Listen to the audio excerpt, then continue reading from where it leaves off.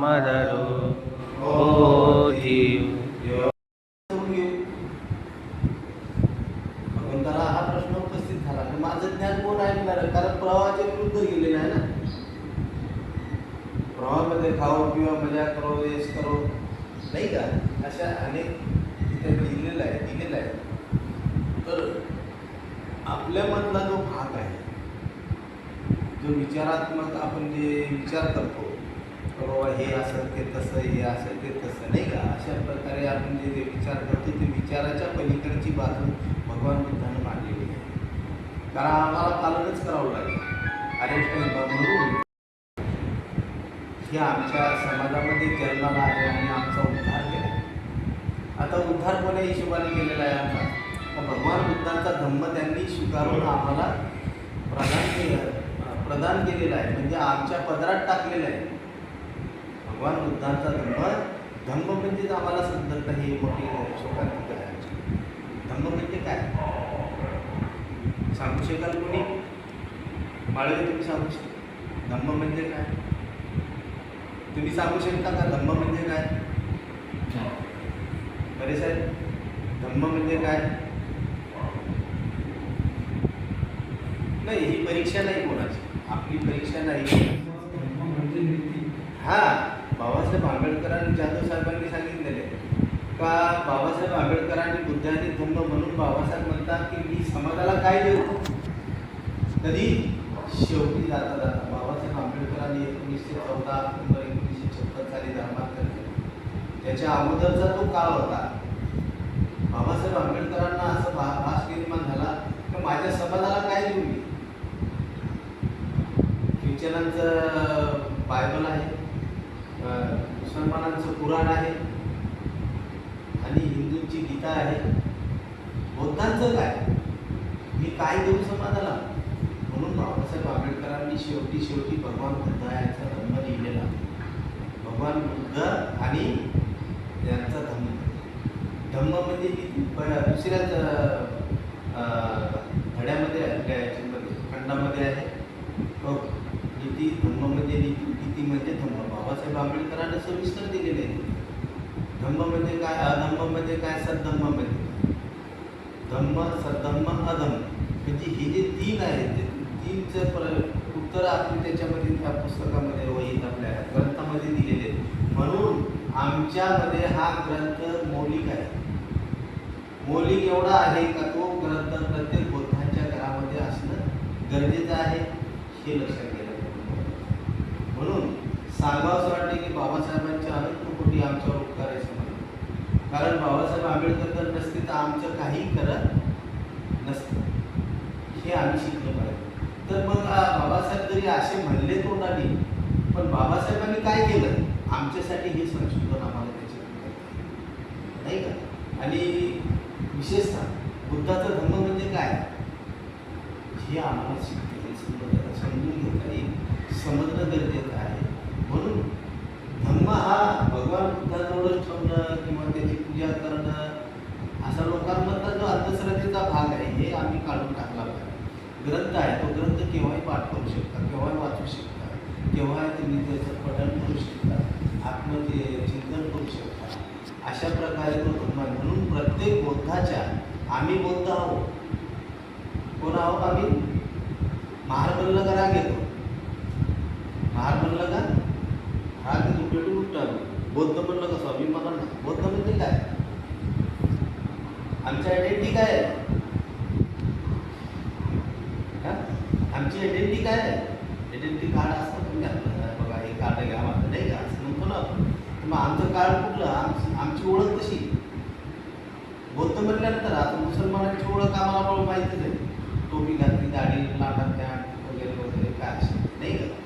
ख्रिश्चनांची वेगळी, हिंदूंची वेगळी, डोक्याला टिळा लावणं, हाताला दोरा बांधणं, गळ्यात काहीतरी वगैरे वगैरे नाही का. म्हणजे हे ज्या ओळखी आहेत, मग आमचं बौद्धांचं काय आहे? आम्हाला आचरण केल्याशी पर्याय नाही. म्हणून बाबासाहेबांनी कसोटीला आम्हाला नेलेलं आहे आणि संपूर्ण जीवन त्यांनी कसोटीला लावलेलं आहे. आणि कसोटीला लावल्यानंतर बाबासाहेब आंबेडकरांनी आम्हाला भगवान बुद्धांचा धर्म आमच्या पदरात टाकला, पण आम्ही करत भगवान बुद्ध म्हणजे काय आहे? ते साधी सोपी गोष्ट नाही. बुद्ध हे साधी सोपी गोष्ट नाही. शांत डोळे लावून बसलेले म्हणजे बुद्ध असे शांत नाही वाटत, ते खतरनाक आहे. असे खतरनाक आहेत का ते चमत्कार बी करू शकतात, ते वाटेल ते बोललं ते घालवू शकते त्यांच्या. असे ते भगवान बुद्धांचा इतिहास वाचा, त्रिपिटक ग्रंथ वाचा, अनेक ग्रंथ आहे, भरपूर ग्रंथ आहे. म्हणून बाबासाहेब आंबेडकर म्हणतात की भरपूर बौद्ध धर्माचं वाचलेलं आहे, पण मी गुडघे एवढाच गेलेलो आहे त्याच्यामध्ये. बाबासाहेब म्हणतात हे पायाचा गुडघा आहे ना खालचा, त्या गुडघे एवढाच गेलेलो आहोत, मी पूर्ण अजून गेलेलो नाही. बाबासाहेब म्हणाले जर जायचं असेल तर मी माझं जीवन पूर्णपणे भगवान बुद्धांच्या धर्माला अर्पित करतो. तेव्हा बोलले बाबासाहेब आंबेडकर 14 ऑक्टोबर 1956 बोलले. त्यावेळेला बाबासाहेब आंबेडकर बोलल्यानंतर काही दिवसानंतर 2 महिन्यानंतरच बाबासाहेब आंबेडकर आमच्यातून निघून गेले, नाही का? तर बाबासाहेब आंबेडकर जरी निघून गेले असतील, शरीराने निघून गेले असतील, मात्र मनाने आमच्यामध्ये आहे. आमची श्रद्धा आहे बाबासाहेब, नाही का? मग श्रद्धेच्या पोटी जर आम्ही बाबासाहेबांवर जेवढी श्रद्धा असेल तर बाबासाहेबांना आम्ही शरण जात असू, म्हणजेच बाबासाहेब आंबेडकरांनी बुद्धांचा धर्म स्वीकारला, धर्माला शरण जातो, नाही का? एक वेळा नाही 3 वेळा आम्ही शरण गेलेलो आहोत, कायेनं वाचेनं आणि कायेनं. बुद्धं नमामि. आणि मन कुठं आहे? मन माणसाच्या मनामध्ये आहे, नाही का? मन हे एक क्षणभंगूर आहे, क्षणात जाऊन येते कुठंतरी, कितीतरी करोड किलोमीटर जाऊन येते एक सेकंडमध्ये जाऊन येते. आणि ते मन आपल्याला मार्गदर्शन करते, आपण त्याचं ऐकतो. आम्ही मनाचं ऐकायचं नाही. भगवंत म्हणतात तुमच्या मनाला पटत असेल तेच करा, पण मनाला पटण्यासाठी त्या मनाला काबूत करावं लागेल ना आम्हाला. ते काबूत कसं करणार आम्ही त्या मनाला? ते काही जनावर आहे का काय आहे, नाही का? तर काबूत करण्यासाठी आम्हाला ध्यान करणं गरजेचं आहे.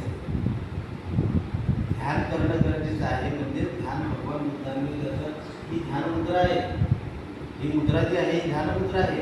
आम्हाला ध्यान करता आलं, ध्यान केलं तर ज्ञान मिळणार, ज्ञान मिळालं तर भान मिळणार, भान आलं तर मान मिळणार, मान आला तर सन्मान होणार, नाही का? आज मला ते तुम्ही ऐकून घेण्यासाठी आतुरतेनं जे मनामध्ये तुम्ही ते घर केलेलं आहे, प्रकट चोट बोलणार आहे, 2 शब्द बोलणार आहे, त्याचा ऐकून, नाही का? मी म्हणणार करून आहे येणार आहेत, पाहुणे कल्याणावरून येणार आहेत, माळवी साहेब येणार आहेत, यांचे 2 शब्द आहेत. हे माझ्या मनामध्ये जे घर केलेलं आहे ते मन आहे. मन क्षणभंगूर आहे. म्हणून भगवंत म्हणतात सगळ्याचं उगमस्थान काय आहे? मन आहे. म्हणून भगवंतांनी पहिला धम्मपालन गाथेमध्ये काय सांगितलेले? मनोकुगमा धम्मा मनोशेषा मनोमया मनसाच भासती वा करोती वा ततोन दुःखमेती चक्रमह. वाईट कर्म केले तुमच्या पाठीमागे येणार, चांगले कर्म केले ते तुमच्या पाठीमागे येणार. पण ते चांगले कर्म जर केले तर इतरांचं भलं आणि तुमचंही भलं होणार आहे. वाईट कर्माला सोडून देण्यासाठी आम्हाला ध्यान करणं फार महत्त्वाचं आहे. म्हणजे आमच्या मनाला आम्ही काबूत ठेवणं महत्त्वाचं आहे. आमचं मन काबूत जर ठेवलं तर आम्हाला चांगले सद्गुण आम्हाला आमच्या मनामध्ये भरता येतील, नाही का? एका मडक्यामध्ये जो पाणी भरतो तेव्हा नाही का? तशा प्रकारे आपल्या मनामध्ये आपण चांगले विचार, जसे माळवी साहेब म्हणाले माझी इच्छा आहे, त्याची इच्छाकांक्षा कशी पुरी होणार? आम्हाला अतिदीप बनायचा. आता ते अतिदीप आहेत, त्यांना भगवान बुद्धांचा धर्म काय आहे हे समजत नसेल किंवा समजत जरी असेल तरी फार चांगला आनंदाची गोष्ट आहे. पण बाबासाहेब आंबेडकरांनी जे सांगितलेले ते आम्ही आधी करत, म्हणजे आधी काढल्यानंतरच आमच्यामध्ये बदल होणार आहे, परिवर्तन होणार आहे. म्हणून सांगावंसं वाटतं की भगवान बुद्धांकडे पाहत असताना भगवान बुद्धांनी 1999 लोकांना ठार केलेल्या माणसाला बदल केला. कोण होता तो? अंगुलीमाल होता. अंगुलीमालाला जगाच्या पाठीवर नुसतं भारतात नाही, जगाच्या पाठीवर असा कोणी आहे का महापुरुष का त्यांनी त्या माणसाला बिना तलवारीचा आणला असेल, बिना तलवारीनं मारलेला नाही. भगवान बुद्धांच्या शिवाय कोणी नाही हे जगाच्या पाठीवर. म्हणून भगवान बुद्धांनी कुठली तलवार दिली होती का तिथं अंगुलीमालाला चेंज करण्यासाठी, बदल घडवण्यासाठी नाही. कुठली रायफल दिली होती का? काहीच नव्हते. खाली हात गेले, फक्त अंगावरची वर होतं भगवंताची. आणि त्या अंगुलीमाला म्हणतो, ए महापुरुषा थांब, जाऊ नको, पळू नकोस.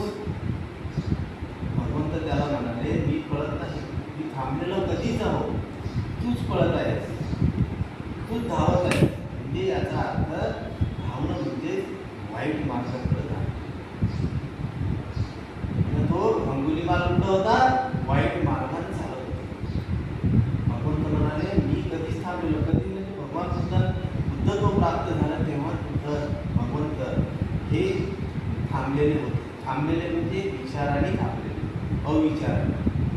आणि चांगले विचार स्वीकारण्यासाठी भगवंतांनी बोलवलं.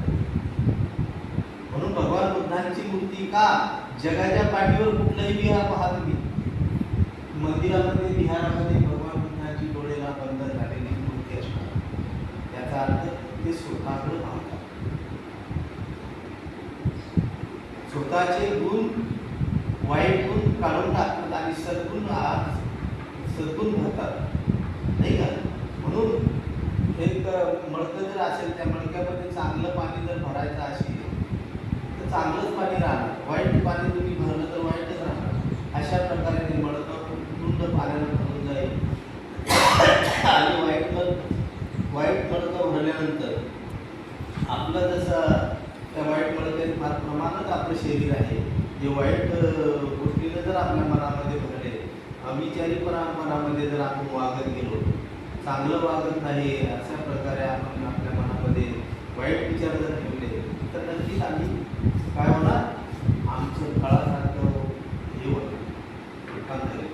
जर आंब्याला फळ येतो पिकलेलं, तो फळ आपोआप पडून जातो. तसंच आहे, वाईट गुण असतील तुमच्यामध्ये तर पिकलेल्या फळासारखं तुमचं शरीर होणार आणि तुम्ही पस्तावणार. म्हणजे देवदत्त साधं उदाहरण घेऊया. देवदत्ताला 3 वेळा भगवान बुद्धांवर प्रहार केला. कसा केला तर तो आपण पूर्णपणे नाही सांगू शकणार, पण त्याचं मूळ कारण, मुळामध्ये जो हंस होता, हंसाला बाण मारला होता आणि भगवंताने त्या हंसाला वाचवलं होतं. आणि तो हंस कुणाचा, हे गाणं पण ऐकलेलं नाही का? हंस हा कुणाचा, आपल्या प्रल्हाद शिंदेच्या पोराने गायलेलं, हा प्रल्हाद शिंदेने गायलेला होता. तर अशा प्रकारे तो हंस हा कोणाचा, तो सिद्धार्थाचा सिद्ध झाला. आणि त्या राजाने सुद्धा त्या न्याय दिला. आणि तेव्हापासून सिद्धार्थाची आणि देवदत्ताची दुश्मनी झाली.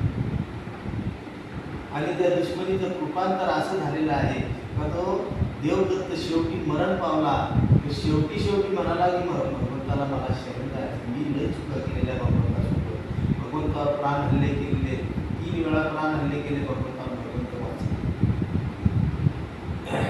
आता ते सविस्तर सांगू शकत नाही, मला वेळ आपला होतो. म्हणून सांगायचं तात्पर्य असं की देवदत्त हा भगवान बुद्धांच्या विषयी वाईट विचारानं तो पूर्ण भरला होता. पण त्याचं फळ ज्यावेळेस गळून पडायला लागलं की खरेतर त्याला जाणीव झाली का मी खूप पाप केले, एवढं पाप केलं आहे का घनाघाती का या पापाला कुठेही स्थान नाही, कुठेही जागा नाही ठेवण्याला, लपण्याला सुद्धा जागा नाही. म्हणून भगवंता तो देवदत्त म्हणतो त्यांच्या शिष्याला, ज्यावेळेस संघ वेगळा निर्माण केला आपल्या देवदत्ताने, त्यावेळेस तो म्हणाला की भगवंतावर मी फार प्राण हल्ले केले आणि भगवंताच्या विरुद्धच नेहमी वागत गेलो, पूर्ण जीवन माझं असं सुरक्षित केलं. म्हणून मी भगवंताला आज शरण जातो. म्हणून ते शिष्यगण जो असतो त्या शिष्यगणाला सांगतो की मला भगवंताला शरण जायचं. तो ते शिष्य म्हणाले का देवदत्ता, तू आज म्हणाला आजच्या अगोदर किती वेळा तू भगवंताच्या विषयी विरुद्ध वागलेला आहे, आणि आज तू भगवंताचे दर्शन घेण्यासाठी, भगवंताला शरण जाण्यासाठी जे म्हणत आहे, विनवणी करत आहे, आम्ही कदापि तुला नेणार नाही.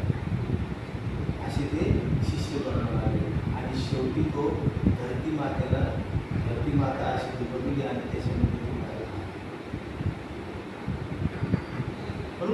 बुद्ध म्हणतात की भगवान बुद्ध म्हणतात देवदत्त हा माझा जरी भाऊ असेल, माझा जरी कोणी असेल, नातेवाईक जरी असेल, तो चांगल्या मार्गावर यावा म्हणून मी त्याला चांगले प्रयत्न करत होतो, पण तो शिकला नाही. शेवटपर्यंत मात्र आता गतीला लागलेला आहे, चांगल्या मार्गावर तो आरूढ झालेला आहे. आता जो मृत्यू झालेला आहे तरी तो चांगल्या मार्गावर आरूढ झालेला आहे आणि तो त्याला चांगला मार्ग मिळालेला आहे आणि तो श्रोतापन्न अवस्था प्राप्त करेल अशी भगवंताची इच्छा होती. आणि ती इच्छा प्रकट झाल्यानंतर भगवंत म्हणाले, माझी जी इच्छा आहे का ह्याचं चांगलं, प्रत्येक प्राण्यांचं, प्रत्येक सजीवांचं चांगलं व्हावं असं भगवंतांना आम्ही प्रार्थना करत असतो. आणि भगवंतांचं नाव घेणं महाकारुणिक नाही का, जगद्गुरु, अनेक प्रकारचे प्रश्न होतात, पण ते कसे आहेत ते जाणतच नाही. भगवंतानं कधी किड्याला सुद्धा, बारीक जंतूला सुद्धा मारलं नाही. एवढे भगवंत प्रेम करायचे, प्रेम नाही मैत्री करुणा, प्रेम मैत्री ह्याच्यातला अंतर फार. आता प्रेम साधारण ओळख करून देत असतो देऊ का तुम्हाला. प्रेम म्हणजे लग्न करीत याच्याशी नाही तू माझा प्राण देऊन टाकेल असं एक साधं उदाहरण. मैत्री कसं सगळ्यांवर प्रेम करायचं, याचंही भलं व्हावं, त्याचंही भलं व्हावं, प्रत्येक माणसाचं, प्राण्यांचं, सजीवांचं भलं व्हावं म्हणून पंचशील आम्हाला दिलेले आहे. आम्हाला फक्त पंचशीलाचं पालन करायचं आहे. साधं सोपं नाही बंधूंनो, पंचशीलाचं पालन करणं हे साधं सोपं नाही. पानातिपाता वेरमणी शिकापन समाधी आम्ही पहिले शील म्हणतो, नुसता गाथा म्हणणं नव्हे, गाथाचे उच्चारण झाले पाहिजेत, आमच्यामध्ये ते विचार प्रकट झाले पाहिजेत, आमचे आत्मसात झाले पाहिजेत. पानातिपाता म्हणजे काय, प्राणी मात्रांवर दया करीन व त्याच्यावर लालन पालन करीन. आता प्राणी मात्रांवर आम्ही दया करतोय का? कोण करतो? तुम्ही करता, तुम्ही करता, कोण कुठं सांगा, कोणात कोणीच करत नाही. आता दया करणारा मनुष्य कसा असतो, हो मटण जरी खाटकारा कापला असेल तर तो मटण सुद्धा घेणार. त्या प्राण्यावर प्रेम करणारा मनुष्य कधीही करू शकतो. आता लोक म्हणतात की त्यांनी कापला, आपल्याला काही केलं नाही ना, त्यांनी कापला आपल्याला काय, त्याला पाप लागणार आहे. अरे पण तुम्ही हिस्सेदार आहेत ना त्याचे, तुम्ही खाल्लं म्हणून त्यांनी कापलं ना. आज बौद्ध इथले जर एवढे जर बौद्ध जर बनले प्राणी मात्रांवर दया करील तर तो खाटकाचे ते एक प्राणी वाचेल का नाही?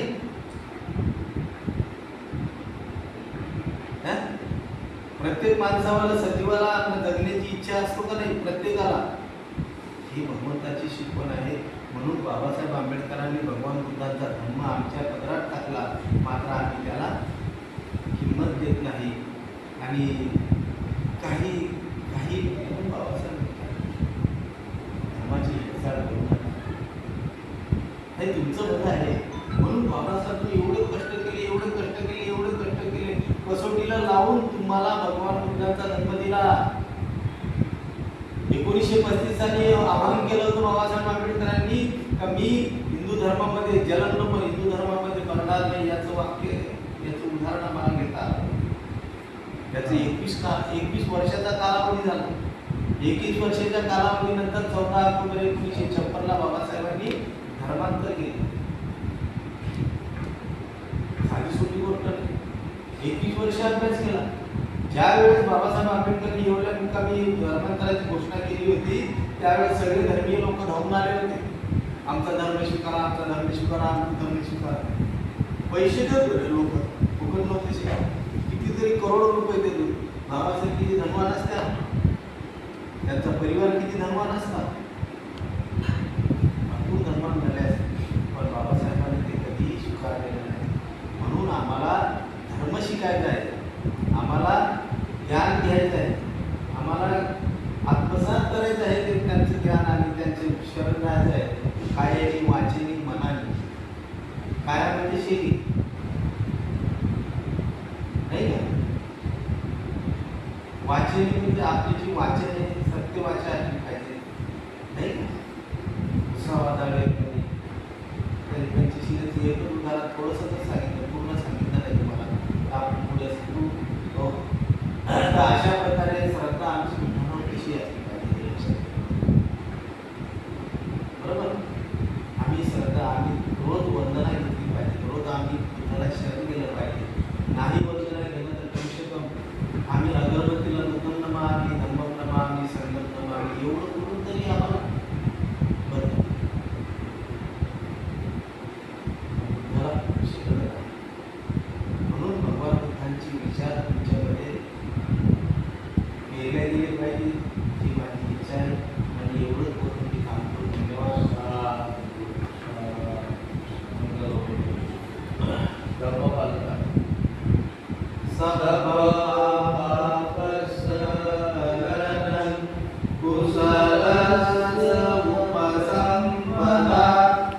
सचित पर्योदपनम् एतं भूतान शासनम् मम चरे सुचरितं नतं दुचरितं चरे धम्मचारी सुखं सेति अस्मि लोके परं च तावता धम्मदरो यावता बहुभासति यो चापम्पि सुत्वानं धम्मं कायेन पश्यति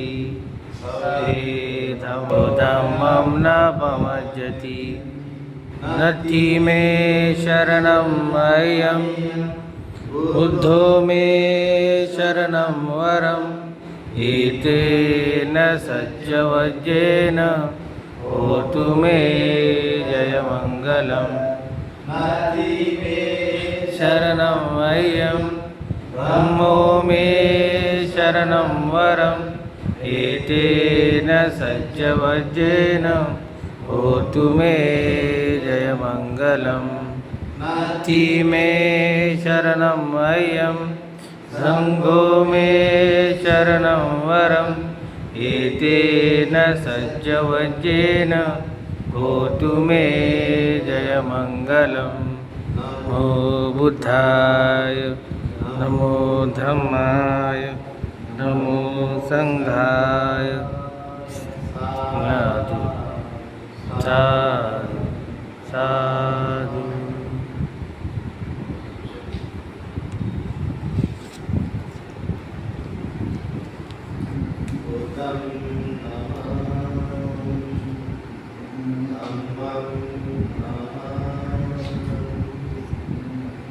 संघं